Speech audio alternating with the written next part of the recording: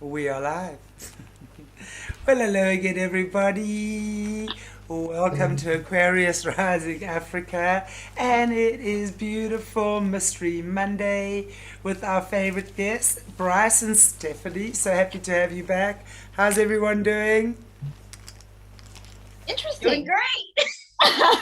Living Hanging in there. the dream. Living the dream. Totally living the dream, right? These are very. Keeping my I've head been afloat. saying, yeah. I've been saying it for such a long time. These are crazy times, and every week just seems to get crazier. But right now I think I've always enjoyed crazy, so it's quite enjoyable actually, being able to navigate and move our way through these beautiful frequencies and airwaves. That's awesome. Yeah. Yay! But today we are talking, and you two, oopsie, sorry, I tried to knock my laptop flying. Anyway, thank goodness that didn't go flying on this Mystery Monday. It would have been a terrible mystery. A live mystery. What happened to Shanti? Exactly. In real time. In real time. Yes, exactly. So anyway, we're going to be talking about spooky things, and we're talking about Oakland Cemetery and Myrtle Hill. Now, very interesting, and I know you two have just been gallivanting and globe-trotting all over your part of the world and discovered some very, very cool things, which looking forward to. And by the way, guys, Brice and I have been trying to get together on the Wednesday for our Tartaria series, but we're just having one glitch after the other there. So we will try again this Wednesday. We were supposed to do it last Wednesday, and then I tried to do it on Friday.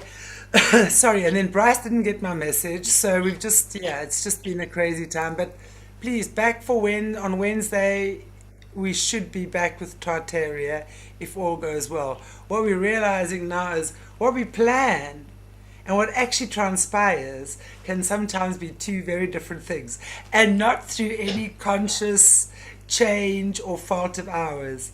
Yeah. Here in South Africa, we've got load shedding second to none right now. This week, actually, they're calming down for the first time in I don't know how long. Um, so all of our business meetings and recordings and everything is just knocked out of sync completely because, of course, when you don't have power, you don't have internet. So a lot of people are making a lot of money right now because we have to buy UPSs and inverters and all sorts of things. So, just another way for the corrupt government to, because of course on everything we buy we pay VAT, right? Yeah. So crime pays. I mean Yeah. everything, yeah. Oh, they're Anyway, holding that on.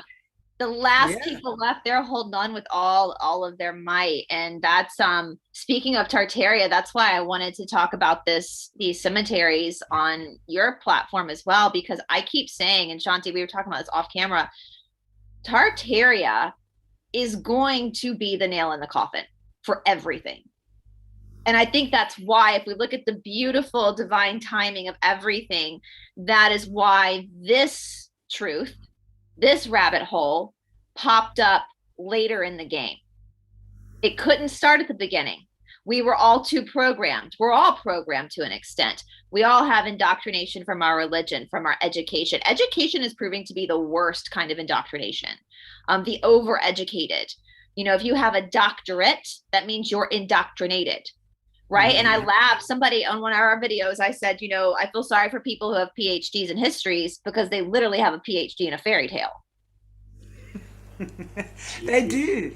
When we're uncovering all the stuff we do now, and you see, and I think this is where a lot of people's anger comes in, actually, Mm-hmm. if we think about it. Because if we really think about how we've all been indoctrinated over the years, and that is why I refused to have a tertiary education after school. To me, it was a waste of time. I was so bored. I couldn't believe that people even wanted to do stuff like that. I wanted to carve my own path as quick as what I can and as early as what I could in my life. I just wanted no authority over me or anyone telling me anymore what I had to do or how I had to do it.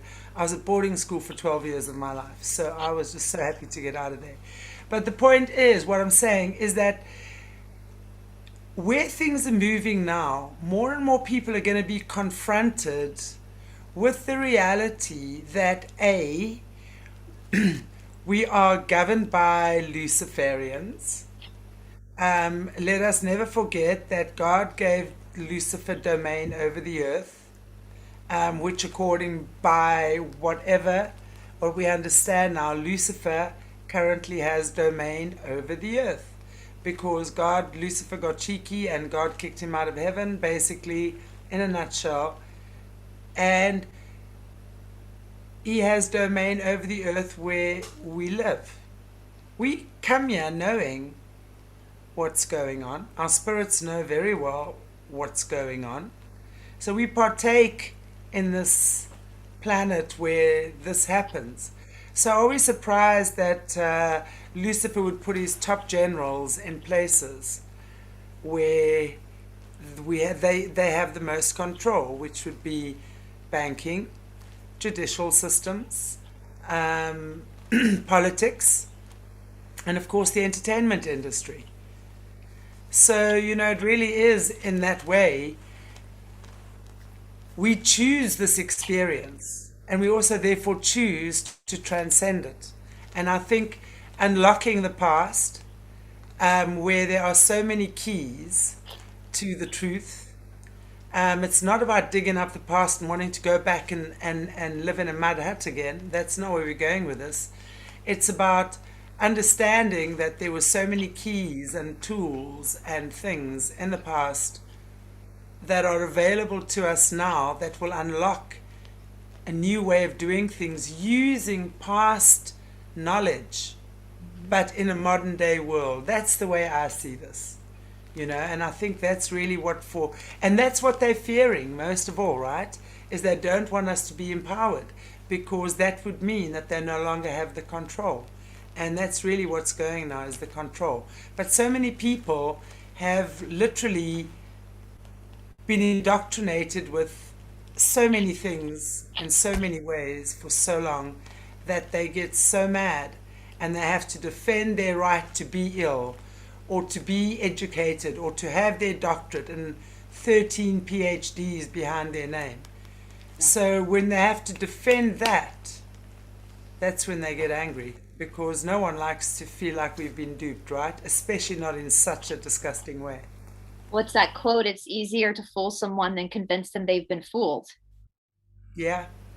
And I will say I do have a incredible education behind me. That was something I didn't know, that university was even an option until I was in it, because in my family it wasn't an option. We had both of my grandmothers went to university, my mom, like it was very important. And so I'm saying this as someone, and I love history. That was one of my favorite subjects. Because I love the story of human beings. I love hearing stories of how people overcome things. And so I would remember, I never had to study for a history test. I always just remembered stuff.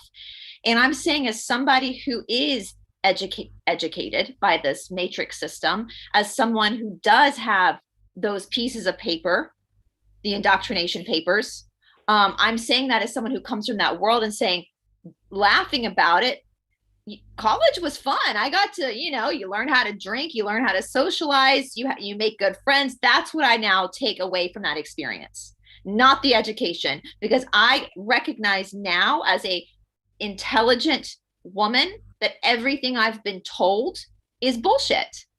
And I can laugh about it. And what's so fun, and none of us are the experts in Tartaria, guys. None of us are, because we haven't been given the full story. Everything that we see in these documentaries and our own research is just critical thinking skills.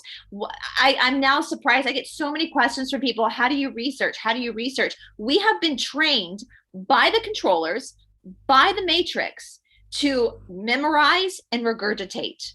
That's not research. That's brainwashing.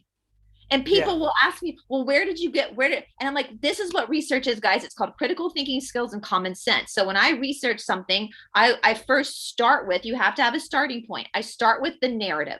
What are they teaching us in schools about this? And I listen to professors. I listen to commentary from multiple different professors, to see from Harvard, from Yale, from these big universities, just to see, where are we starting from? What's the accepted story? And then from there, I pull it apart. I take different things they talk about and I look to see what other archaeologists have found that maybe counter that.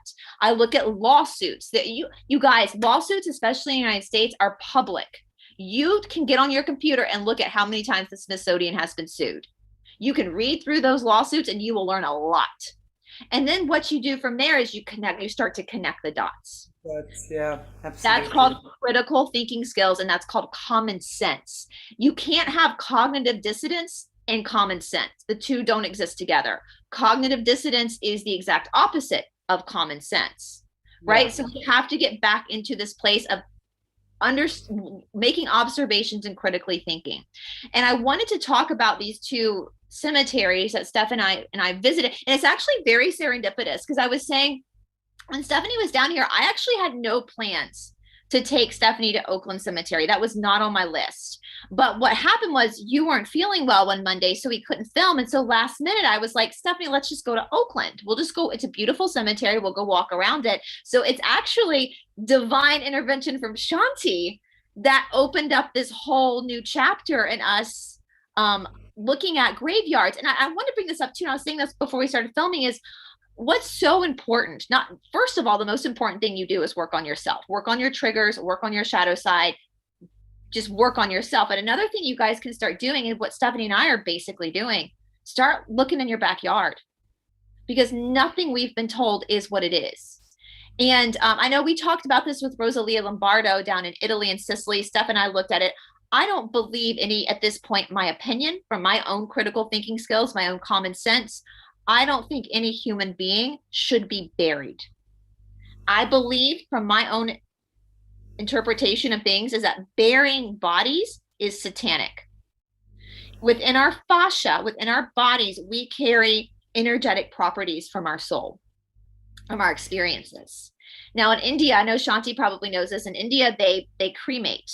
And what they do is they take the body, in Mysore where I go, I drive by the cremation field every day. There's a place where they go and they lay the body out, and the oldest son of the family will actually stomp on the skull right by that there's a chakra here, there's a pressure point here, and they'll break the skull to finally release what's left of the spirit so that soul can be released fully from the body.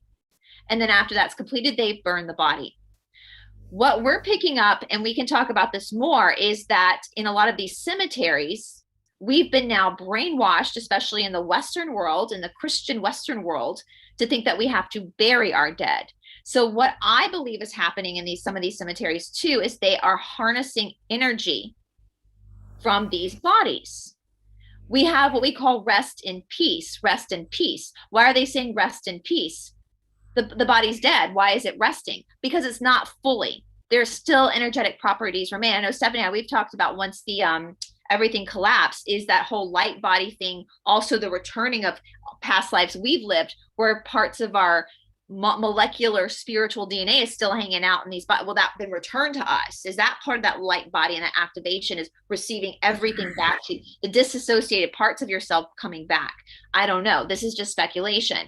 But I took Stephanie to Oakland Cemetery. So the Oakland Cemetery is a cemetery here in Atlanta.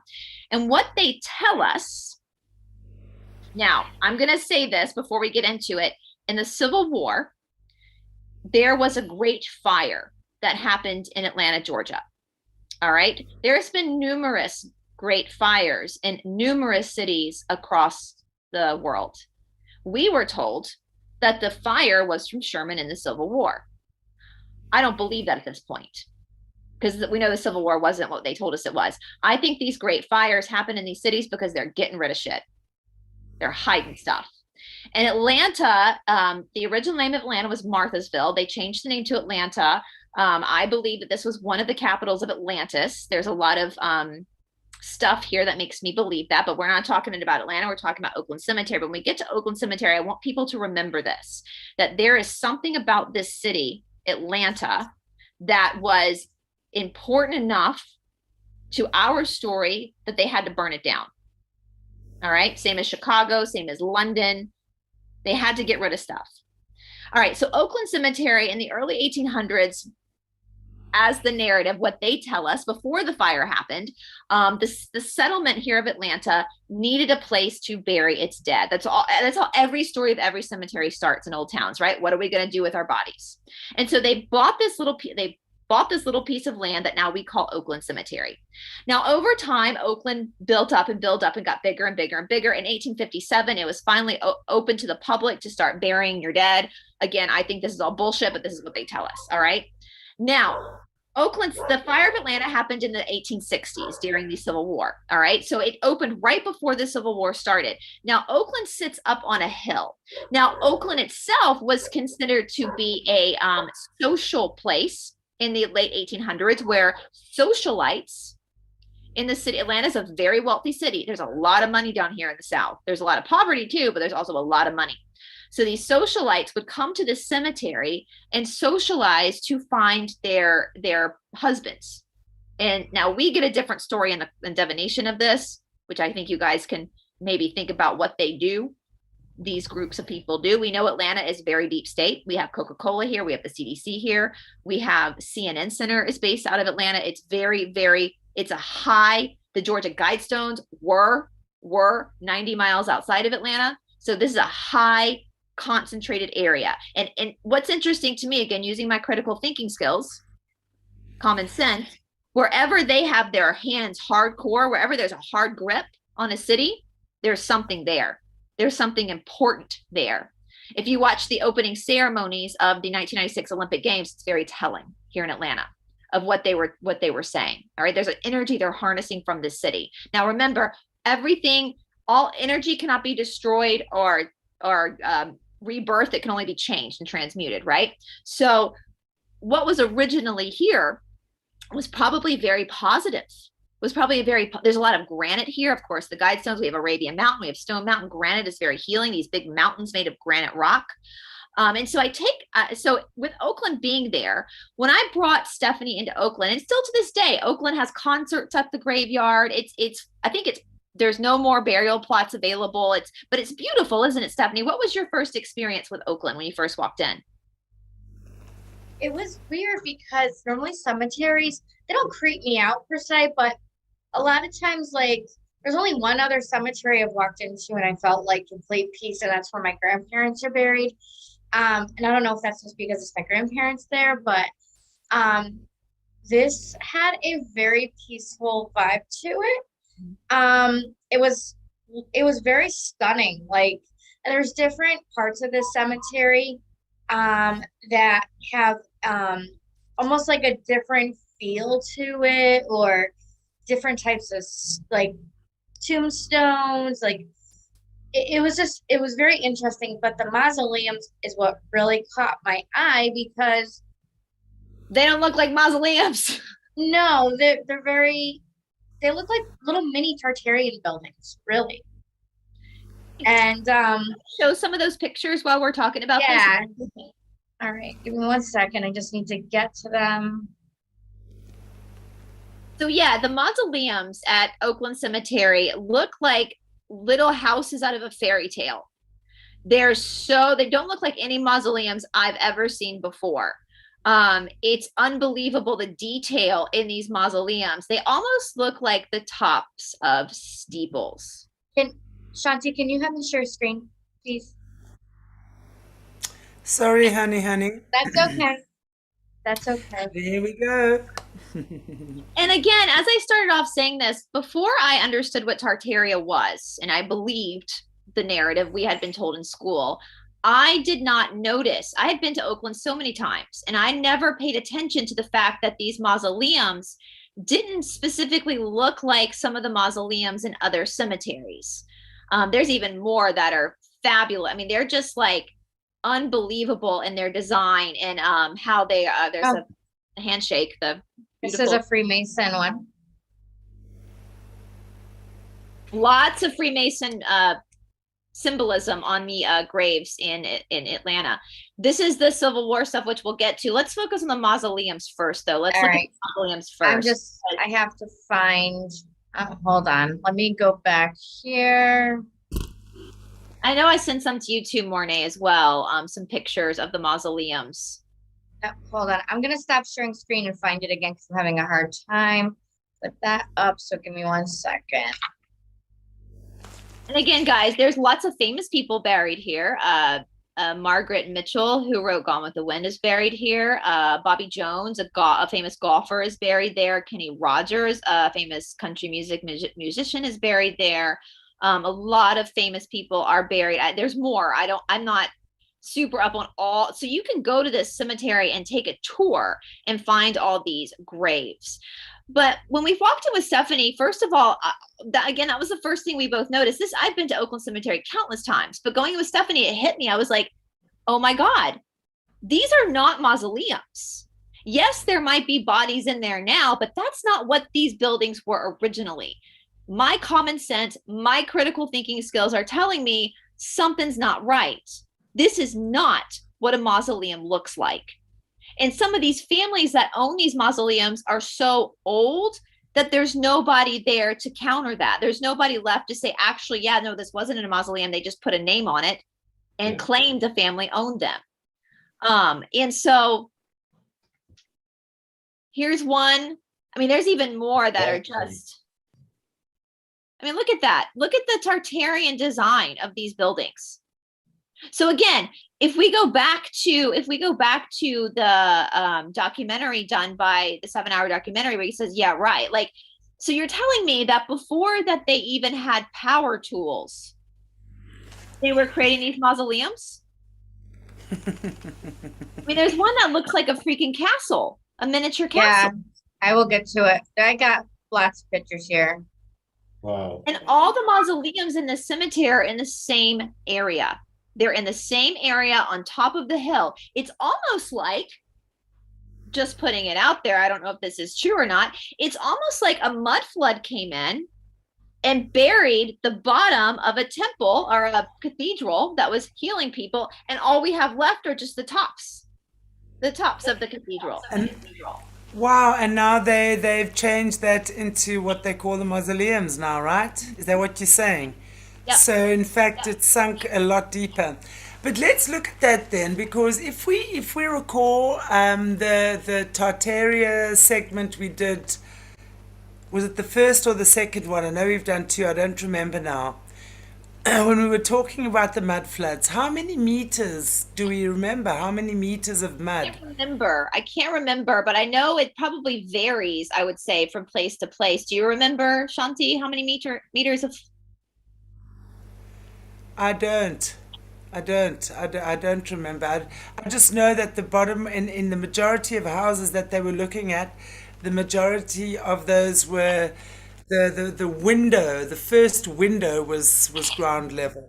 So there was quite a bit underneath that, which would make sense actually. It would really make sense to, if you go to see that these are actually the top of people's buildings, cathedrals, temples, buildings, whatever, It makes sense. If you're one you were talking about, Brice, that look like little gingerbread castles, and yeah, whose mausoleum looks like this? Yeah.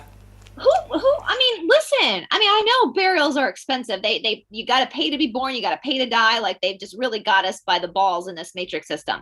But I'm serious. Like, I would not want to spend that much money on a mausoleum to make it look that way when I could just leave that money to my descendants and let them live a good life. Who does it? This, y'all. And in the 1800s, like, who's building this? They didn't have power tools.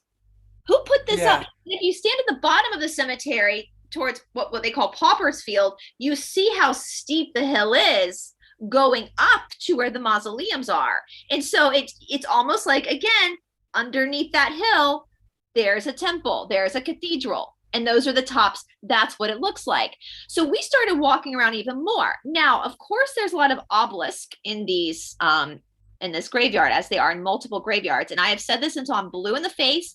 I know that the very religious people don't like hearing this, but evil can't create anything.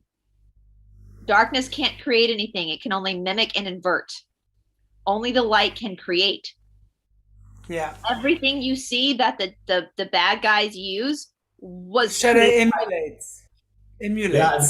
and that's what I just realized, of what I just clicked. Well, for me was that, like, even in Egyptian, they mummified and they used the pyramid, they used sacred geometrics, they used like sacred sites to harness the energy, make the body go into the afterlife. Maybe this is the same thing with what they were doing with this. It's about harnessing that soul, harnessing that body, using the energy with the right structures. That when Tataria was used for something else, now they're using it for their Luciferian agenda, so that they can maybe harness energy, or I don't know, keep a soul trapped. And well, if you look back at Egyptian stuff, we talked about this with the Egyptian Book of the Dead, which again is another bombshell, because if you still believe that a guy named Moses had a psychedelic experience on a mountain, then you got another thing coming, because that was stolen. 10 Commandments were stolen from the Egyptian Book of the Dead. That was around I've deep dived into that. And they didn't even call it the Egyptian Book of the Dead. That's not what the Egyptian called it. They called the book of going forth into the light. That's what we call it, the Egyptian Book of the Dead, but it was called the Book of Moving Forth into the Light. It was all about your soul transmuting after your body perishes. It was helping you get back into the light. And then Moses stole it. So it's plagiarized. So not only was Moses a warlock who worshipped demons, but he stole the 10 Commandments. He plagiarized them. So that's not me making that up. You can research this for yourself. It's out there. All the information is out there, okay? And start to use your deductive reasoning. All right. So with the obelisk. We've been lied to so much. Honestly, guys, I know that, some of the stuff we talk about here really can ruffle some feathers. And good. If your feathers are being ruffled, that's a good thing. Unruffle them, but if you feeling cool with it, it really is just such a beautiful time to explore and expand and see what has been hidden from us. That's really what this is about. It doesn't take away from God. I have a very strong relationship with Source. But my relationship with Source has nothing to do with the damn book. It's just a book. My relationship with Source is because I feel Source inside of me. I know that I belong to the light. I feel that. So understand what's that song, Amazing Grace? I once was blind, but now I see. Now I see. Let's again think about we know that Yahshua and Magdalene were not Jewish. I know that pisses people off. I don't know why it bothers you. It's just a fact. They were Egyptian. They were born into the priest and priestesshood of Isis.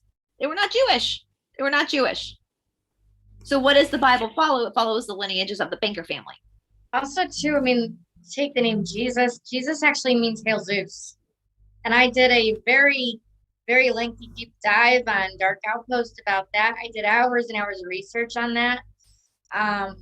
And so the real Jesus, or the real Yahshua, is a completely different entity than what the Bible says. Yeah. He wasn't the God, the source creator God, the real God, not the God of this earth. The God of this earth is Lucifer, but the real God would never demand human sacrifice. No, I agree. I'm actually going to be deep diving in Deuteronomy and in Leviticus, probably coming up shortly, because there is a lot of stuff in those books that would specifically say that the God of this world has been Lucifer, and is also the same God that is described in the Bible. Yeah, the God of the Bible is Lucifer. That's just a fact. You just need to deep dive into that. It says it. It clearly says it, but we're too lazy to go and actually deep dive and look. And I'm making it my mission to expose this, because it just needs to be exposed, because people need to open their eyes, or else they're going to be trapped in this churchianity matrix. And that's coming. Tartarian is going to bring down the church. I agree, Stephanie, with what you're saying there as well. And obviously Brice, with you as well. I think it's really important. This is the time of the Great Awakening, right? It's called the Great Awakening, and not for no reason either. So, think about when people are sleeping. How many people love being woken up with stories of Lucifer and babies being transported? Not many, right? So this is literally what's happening now. People are being woken up from a deep hypnosis. If you can think about Snow White and the Seven Dwarfs, I mean, these stories always have a little tail. So no one likes being woken up. They want to press that snooze button, snooze button, snooze button, until eventually it's banging at your door and you have no option but to wake up. You know, this I think is a similar process. So there's so much that is we've been lied to about. So we are all on the journey of exploring. We are exploring this. If you guys don't like the topics, then that's fine. You're going to enjoy other topics that you like to explore. But it really is amazing to be able to do this, and only through exploring and talking about it can we really get to the point whether it's true or false. But it's beautiful to be able to bring it out there and say, hey, this is what we found, check it out. Yeah. This is for you to be able to go and do your own research on. Don't take what we're saying here as gospel. Yes, if you want to, that's fine, but it doesn't mean this is the be all and the end all. Very often we're going to give you little teasers here, and I know Jessie actually does the same thing. A lot of people don't understand that. She speaks cryptically. She'll ask questions, and then people get annoyed with her because they're saying, well, you're playing us along or whatever. It's not that. It's like she's getting you to think for yourself. That's the question. Go and find an answer. What do you find? What do you think about that? And that's what I love about these times. We are opening up our minds again. We are chewing on things. Some of it we're going to discard and go, oh no, that's a big load of crap. It doesn't work for me. It doesn't resonate. This, however, on the other hand, feels really right. So it's all about exploring, discarding that which doesn't work for you, integrating that which does. It's such a beautiful planet. There's so many beautiful things out there for us to look at and enjoy and explore and experience. So, well, what Tartaria does too, and this is what I don't understand why people get so mad when we talk about Tartaria, especially people who are religious. We know right now that the church is selling the apocalypse. We know that. But you guys, the apocalypse already happened.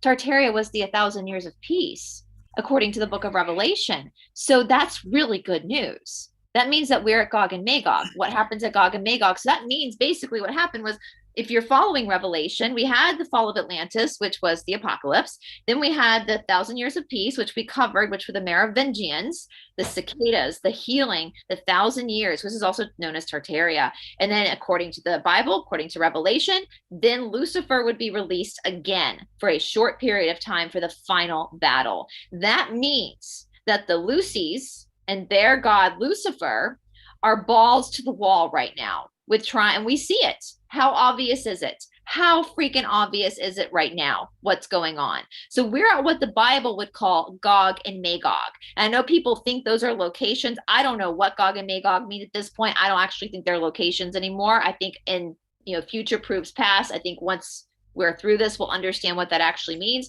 So this is the final battle between good and evil, light and dark. This is where we ascend. This is what's called in the law of one, us going from third density bodies to fourth density bodies, third dimensional thinking to fifth dimensional thinking. We're leaving a planet of polarity. If you're talking about it from spiritual science, third density is polarity, black and white, good and evil. Once the planet ascends to fourth density, it either goes fourth density negative or fourth density positive. We're destined to go fourth density positive. So our whole system of being is collapsing and changing. It's like the snake shedding its skin. Right? So this is really good news, but you have to watch it when a church is selling you the apocalypse, because they're selling you fear. The devil lives off of fear. It creates loosh. You have the power, though. You are the storm to say, nope, that's not what's happening, because I've done my research. I can critically think. I have common sense. The stuff they sold us is not adding up, right? So, and the fact that Joshua and Magdalene lived a lot longer than they tell us they lived. Joshua was never crucified, because that's not what the God of light demands. I was at a wedding as Mithra. Mithra was crucified. Yeah, Mithra was crucified. Yeah. And if you don't believe me, ask your pastor why he wears a black robe. Ask him why he wears a black robe. Would the pastor even know that, though? I don't know. I'm wondering Follow how the many money. pastors I even know. know this. I know why the Yeah. pastor wears a black robe. I know why the judge wears a black robe. It's because they got sworn into the cult of Saturn, which is the cult of Satan. Why are you taking communion? That's cannibalism. What you do at church with the communion and stuff, that's the exact same thing. And worshiping of a martyred body, it's the exact same thing they were doing on those islands. It's the exact same thing they were doing on those islands. You guys know what island they were doing the exact same thing. Okay. So we have to wake up. We have to take our sovereignty back. This does not mean that there is no God. Of course, there is a God. There is an incredible source of light that created all of us and loves all of us, and the Holy Spirit. And to tell somebody that they have to invite the Holy Spirit in, that's demon possession. That's what's happening. You're inviting a spirit into you. You already have the Holy Spirit. You were born with the Holy Spirit inside of you. You were born with that light. Wake up. Wake up. It is your birthright. It is your And birthright. really, if you think about it, that spark of light we always talk about at the inception, when sperm and egg meet, that is Christ consciousness. Yeah. That is God. That is the Holy Spirit that activates at that moment of birth, and that is what becomes you. You know, there's this beautiful thing, and I actually shared it on Twitter as well as my Facebook platforms, I think last week or a week ago. But Greg Braden was talking about the coding of the DNA and how he took the DNA and translated it into the earliest languages. And the DNA read, oh my gosh, the exact words of God alive in each body, or something like that. God alone lives in each body. That was the encoding of the DNA. It is amazing. So if you are alive, if you are a human, if you're walking around, I don't care if you've been conceived by male and female. Okay, I'm not talking about if you're an AI bot. Even on some level, if you were an AI bot, you would still belong to the creator, but let's just talk, we can talk about that on another day. My point is, if you were conceived through male and female in the normal way, even if it was through artificial insemination or whatever, if your parents had a problem with them falling pregnant or something, doesn't matter. If you have been given life by a male and a female, you belong to God. God has given you free will and choice. What you do with that free will and choice depends on you. But you will always belong to God. Always. Even Lucifer belongs to God. Let's never forget that. Lucifer is God's creation, which means that every thing that Lucifer emulates, because Lucifer doesn't create, Lucifer emulates the creator, is still God's creation. Right? God knew what God was doing when God created Lucifer, because Lucifer depicts the shadow aspect of humanity's nature. Why do you think the Luciferians sell their souls? They are given money and power and greed and fame and popularity and all these things that are our shadow aspects, right? That's what you sell the soul for, because that's the juiciness they want. And that's what I'm saying. It's like, that's the spark of God, the light of God that they are after. That they themselves, they have it, I promise you, that person has it. They've just forgotten that they do. It's so well hidden beneath so many layers of nonsense and fear and fear and fear and pain and pain and fear and fear and fear and fear and fear and fear. But it's impossible that a human being doesn't have light. They might be operating from a place of absence of light right now, but that's still an aspect of light, of God's Absolutely. light.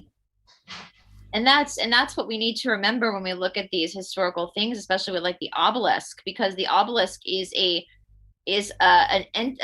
structure that pulls and harnesses energy, almost along the lines of Tesla energy, right? And so Stephanie and I noticed in a lot of these old graveyards, you have all these obelisks, and some of them were probably originally there to harness energy for the cathedral, for the healing purposes. But some of them, if they're mimicking, like Shanti was just talking about, that spark of light, if they're convincing you that you have to be buried and part of your fractals of who you are is left in that body, that skeleton, that fascia, then we have these other obelisks that are doing what? Harnessing energy through that fractal of light, like sprinkles that was sprinkled to like glitter left behind in the body that the Lucy's are then using to, it's like this, you know, they are the master magicians. They are the master wizard and warlocks, right? They understand their history books that we had and their history books that they had.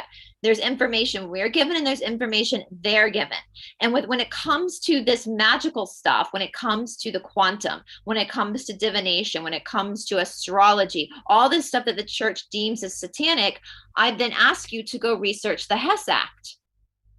The Hess Act was passed during World War II. Whatever World War II was, because at this point, LOL, don't know what any war was about at this point, really.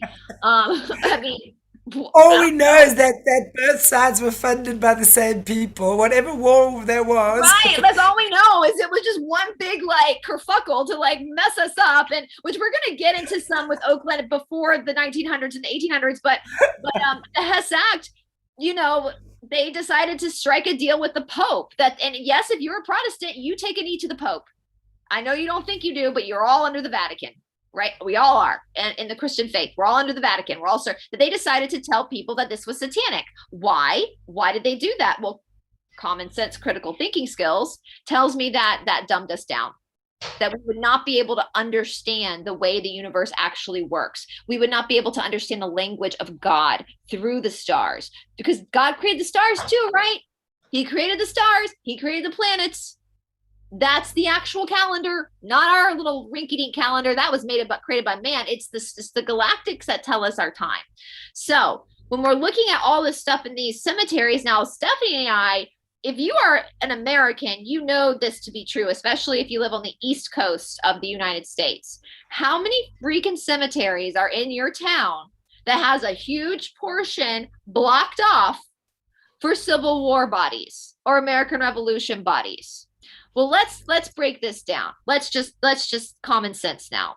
Common sense. If you're a white person, if you're a black person, if you're an Asian person, your ancestor did not come over here on a boat. LOL. That was the lie. If you are a white person, if you're a black person, if you're an Asian person, and you were born on this continent, guess what? You were born on this continent. If we look back at Tartaria, what happened with the mud floods, where they flooded everything, right?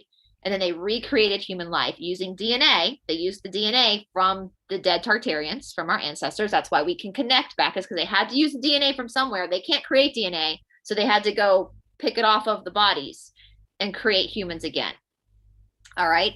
Wow. So what though do they do with all these bodies? We've got a problem now. So Lucifer's been released, and trust me, they had 1,000 years down there. These Lucy's figured out they're smart. These guys are really, really smart. They figured out the history. It was like a Nancy Drew book collection. They figured out everything that they were going to teach us about what the truth was when it wasn't the truth, right? Does that make sense? But all of a sudden we have all these bodies from the mud flood. What are they going to do with these bodies? Well, let's create a story.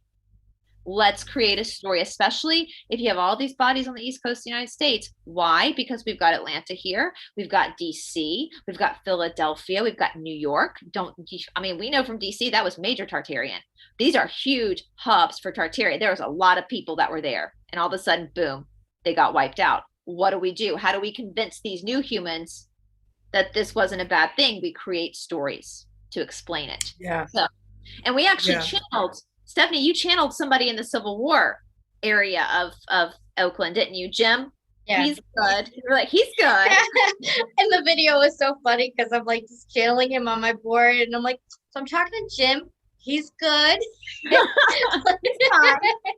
Been dead for over 100 years, but he's fine. And he told me, he's like, there was no such thing as a civil war. It's all made up. Now, granted, divination is iffy, especially with a pendulum, but I had intuitively felt that anyways. So it was kind of lining up with what I was intuitively getting. I mean, time will tell if this is accurate, but it just It's just bizarre. And something I questioned as a child was, how did these people walk all this way on foot? Guys, I just did the driving. I just drove most of the East Coast. There is no way people survived walking from one place to another to go to battle. They actually went into battle after walking hundreds of miles. There's no way. This is something I've always questioned. Like, how did they do that? They would have no strength left. People would be dying left and right. Like, it doesn't make any sense that what we're told about the Civil War. It just doesn't make any sense. You never did. I just, now I'm really truly questioning it. And then you have all these bodies that are unmarked. Well, even if they died in the middle of a war, you would think some of the people within their unit would still know who they are to some degree, and some sort of record would have been made. I don't know. The whole thing just seems a little weird. But yeah, I channeled a guy named supposedly Jim, and he said, not accurate. That's not accurate information. He brought up the mud floods on his own, didn't he? If I'm remembering correctly, I tried to email myself the video. It was too big of a video to really show or put on my email. But I'm pretty sure he had said, where I asked specifically if he had died in the mud floods. But regardless of how it was asked, he did bring up the mud flood, and that's the way that a lot of people had died. So the mud flood, the end of Tartaria. And so that, that's something I really wanted to encourage with this, is that everybody, Stephanie and I are not, and Morné and Shanti, we're not like professional investigators. We're not like, we're just human beings like everyone else watching right now. I mean, my set's in my bedroom, like I'm on an AirBook Mac. Like, this is not, and so I really want to encourage people, because the more we start to question these things, and the more we start to say, what you told me isn't adding up in my head, the more we take our sovereignty back. You know what I would like to offer there, because it's interesting to me. I'm not sure I would agree that they took the DNA from the dead people. It's possible. It's possible. I wouldn't know too much about that. But what I would maybe think, if I'm sitting here now, if we are looking at Tartaria, right, there's only a certain part of the world that they're showing us, like more Europe, America, that sort of thing. Okay, so I would say then possibly in other parts of the world there weren't mudslides maybe. So when we're looking again at the orphanages and that whole forced adoption and stuff like that, that would make a lot of sense to me. Then there would have been a certain amount of people on this planet left over that maybe weren't all affected by the mud floods. Possibly not. We're working with a whole lot of possibilities here. And then probably would have then possibly also maybe then also started moving people from other areas of the world to the places that now had lost their population.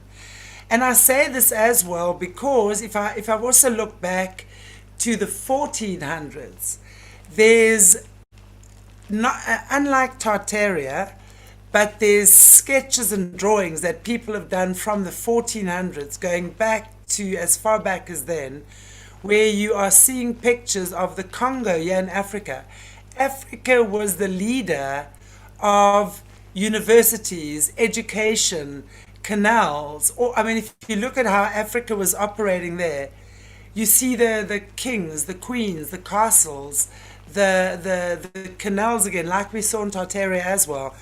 You see Caucasian people bowing down to African kings. So again, to me, that would sort of say, okay, so I would love to be able to look at Africa. Because if we're looking at what they're saying of the true history of the world, or who knows, Africa is where it began.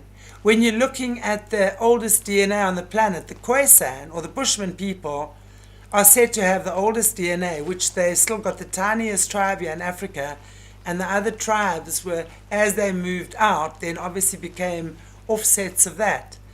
So it's amazing to look at that, and I would love to do that as well, going beyond, because when we're looking at Tartaria, that's more end of 1800s, beginning of 1900s.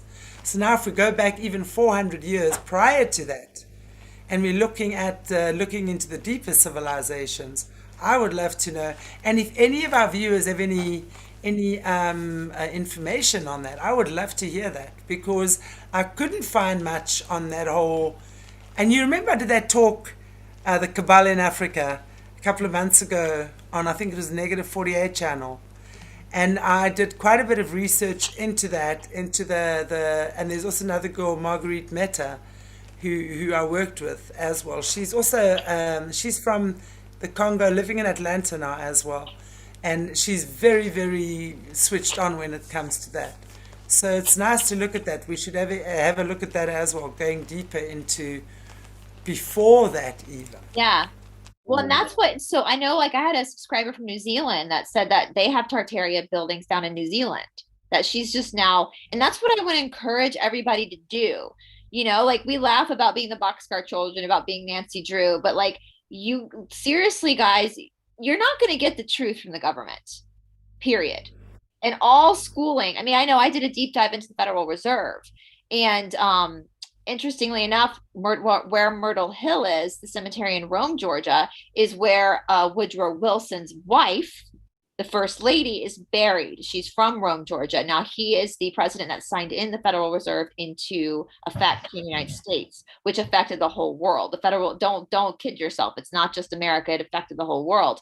And that was created on Jekyll Island here in Georgia. So Georgia's a hot spot for these shenanigans. But Myrtle Hill, we figured out, it's a big hill, was a temple. There's a temple underneath there. Just like in Tennessee, there's an ISIS temple. So you've got like all these ISIS temples all over the United States. Riddle me that, Batman. If we were just, this was just some continent over here floating in the ocean that no one had heard of besides the Native Americans, until, you know, a guy named Christopher Columbus like bumped into it with his boat. Like, it's silly. Like, it's silly. If we actually think about, you know, as kids, we were told that nursery rhyme. In 1492, Columbus sailed the ocean blue. That's how we remembered. In 1492, we were ingrained. That's when a white man came to the Americas. That's, well, we also know the Vikings were here first if we're looking at their history, but that's not true, guys. Why are there ISIS temples everywhere? In the Grand Canyon, all over the East Coast of the United States? Why is there money found in people's backyard in the Midwest of the United States with Alexander Helios's face on it? Alexander Helios was the son of Cleopatra and Mark Antony. He was a ruler. But according to their story, they don't know what happened to him. After Mark Antony and Cleopatra died, like, they don't know what happened to Alex. He just kind of vanished. No, he didn't. There's money with his face on it. He didn't vanish. We also, the Ptolemy line, which was Cleopatra's line, is also runs through Mary Magdalene. Mm-hmm. She came through the Ptolemy line through her father. So, and then we also know that where they tell us Israel is, where they tell us Palestine is, isn't really where it is. It was over here in the United States. That's why we have a carving of Magdalene in Washington, D.C. We have to unscramble the pieces. We have to unscramble everything. And this is not about different, like, you know, this land on this earth belongs to all of us. All of us, yeah. We are all living on this earth. It doesn't matter if you're black, white, purple, red, green, gray. I don't care. If you're of this earth, the animals don't fight over boundaries. The animals cross Canada and America all the time. They don't have to show a passport. Like, they don't have to, you know, this is just their land, you know? So it's like, we have to understand this is like and I believe, I know we've talked about this, we've laughed about this. I believe our continents are a lot closer in proximity than they tell us they are. I mean, I keep laughing. I could probably paddleboard over to Africa. I've been to Africa twice. It was a long flight, but I wouldn't be shocked. It wouldn't shock me if it said, yeah, they just suspended you in the air for a few hours. That wouldn't shock me. But if you're looking at that whole Tartaria flat earth theory, and again, this is not about a flat earth theory, please, I am so not au fait with anything like that. So, but what I'm saying is they were actually showing you how close the continents actually are, and the routes that these aeroplanes take so long. Yeah. Because if you're going according to the spinning globe theory, then sure. But when you're looking in another way at the flat Earth or the dome-shaped theory, let's call it that, the aeroplane, our continents are very close together. It's very interesting. I'm just loving it's good to understand people have different opinions. We have freedom of speech. We have freedom of, or at least I hope we do. We don't really, but we'll just pretend we do. We'll act as if we do, don't we? One day soon. Well, that's the most beautiful thing about Tartaria that I've learned, is that nothing was a secret in Tartaria. Nothing was a secret. Everybody knew everything about everything. They were openly, and they talked about putting things on the walls so that people could actually come and read things on the walls, like the Egyptians did as well. Nothing was kept secret. And so everybody had the same spirituality because they all knew the truth of Source Creator. There was no division between religions. Religions are one of the most problematic things in our world today. I mean, how many people die because of a belief? It's crazy. It's crazy, and so we have to, we really, and I really want to challenge everybody to go out in your own backyard, go in your own backyard, see what you see, look at things differently from a fresh perspective, especially if you have seen the Tartarian documentary, you have looked into it, and see that's what we did with Oakland and Myrtle Hill. Is like, okay, now that we have a fresh perspective, we can look at these things more objectively, and we can use critical thinking skills and common sense to start figuring out what this really is. Because the truth is, yes, it's far stranger than fiction, but it's also magical. The truth is amazing. Our true heritage, we are special people. Like, we are so special, all of us, because of where we come from. And that's what they don't want us to know. They don't want you to feel sovereign. They don't want you to feel like you have any type of spirit inside of you that connects you to God. They don't want you to know that you are a creator, that you hold this power, that you are a child of the Most High. And look what all your DNA carries, all the answers inside of it. Look where you come from. Look where you come from. Yeah, and the truth is a hard thing to face, if you start looking at your belief system. Like the truth that you are worthy. You are worthy.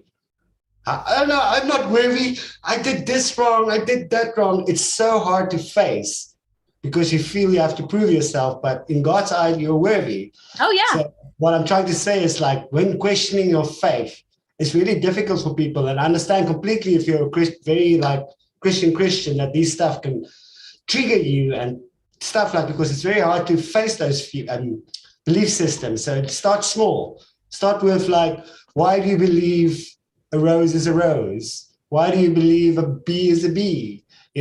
Start questioning what you believe, what you're really seeing. Is it just a bee, or is it a creature that's pollinating and creating flowers around you, creating beauty around you? And you know what? I can be a devil's advocate with all these missing texts and missing books. I know there's evil people who were up to it for thousands and thousands of years. They might as well planted missing scrolls, because the age of misinformation didn't start with the burning of Alexandria library, No. It started way back. They knew the information and books and written word as power. Yeah. So at the end of the day, it's all about just look what God created. Just find God in everything. Just look at the bee. Start connecting to a place where you find God. And then when you look at all this stuff, use discernment. But you can't keep holding on to the past. I don't think one human being in this world can hold on to the past of what they think the world is. Because fact is, we're all just 60% there of what the real truth is about what true history was. We're all just going to take a little bit and probably miss a little bit. Like when Shanti brought up Africa, I'm sure there's a lot more to that as well. So I think just if people just can start to understand that we need to reevaluate our faith. And faith doesn't mean what your God is. Faith is like seeing creation. What do you believe? What the color yellow is, what a bee is. Just starting to reevaluate, what do you see in life? Where do you see God at? And just form that relationship with God, because once we have that, you can use any word for God. You can use any word for God. When you're connected with God, you'll find God. So that whole thing when you're saying Jesus, I know some Christians use the word Jesus, they connect with Jesus. But when some Christians use the word Jesus and they may be in a negative aspect in themselves, maybe they're calling upon devil, like Zeus or whatever you guys were saying earlier. So I really think it's so subtle. And it comes down to what our faith is. And is our faith stemmed into fear or love? Because fear will always lead us astray. And well, that's what I would say. Like, why do you think, I will start to challenge you? Someone, Stephanie, you talked about this. Like, why would a loving God send anybody to hell? Like, why? The God I have a connection with would never send his creations to a burning inferno of hell. The God that I connect with is all consuming of love and grace and mercy and has a sense of humor. You know what I would say to that, because God gave us free will. So we've got hell on earth. So some people we're already in hell on earth. So the question would be, why would God allow that? And I'll be like, because God knows that child's got it. My child is strong enough. He's got it. He wants to learn about forgiveness. Damn that he is going to create some hell for himself. And ask some people for forgiveness. So why would God allow it? You know, I definitely, that's the one thing with, I've been a Christian. I grew up there and I actually took my family to Jesus. And, you know, I've got that mindset and I love it. But one thing I could never understand was that jealous God and that unforgiving God. That doesn't make sense. Eternal flames, eternal, it doesn't make sense. Not the God that I've been connected since a little boy, you know, it doesn't make sense. So that fear-mongering for me, especially now, the apocalypse, that fear-mongering doesn't work with me.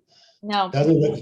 And I think some people even believe that the demons aren't even, the fallen angels aren't forgivable anymore. And I don't think that. No. I think God has a plan for them. They're going to be forgiven as well. My friend Cindy, who you guys have done shows before, we just did one. She can remove demons from people, and she does. You have to get the demons to go back into the light to be healed. You can't just disregard them. They have to go be healed. She sends them back into the light to be healed. Yeah, that's the God. And you're right, Morné. My whole experience with God for my 39 years on this earth, I never felt like he was jealous. I never felt like he was mean or hateful. I never felt like he loved me more than anybody else or loved anybody else more than me. I always felt nothing but just sublime love.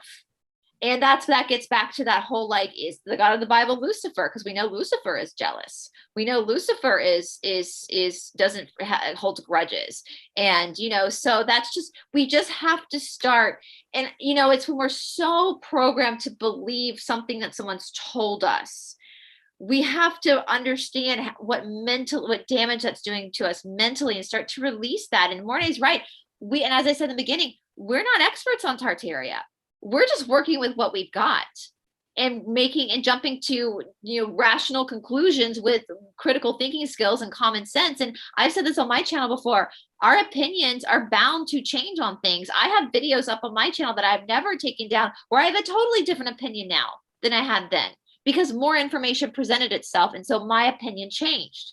Right. So that's part of this great awakening and part of the whole Ram Dass quote. We're all just walking each other home. We're all doing this together. We're figuring this out together, because the one thing we know for sure, well, there's a few things we know for sure. We know for sure we've been lied to about everything, about literally everything.